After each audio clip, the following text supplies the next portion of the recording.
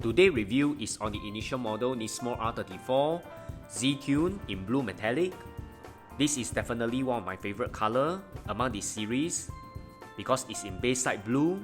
It comes with a standard initial model sleeve.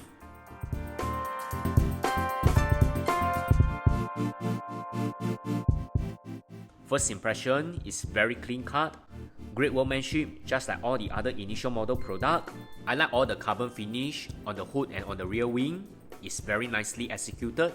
Just look at all the details in 1:64 scale. I really like all the details on the rear.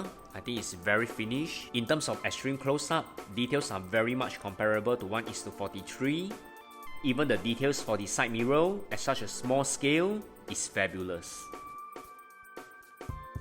Looks even better out of the base, which will look fantastic in diecast photography, and also a nice addition to your initial model collection.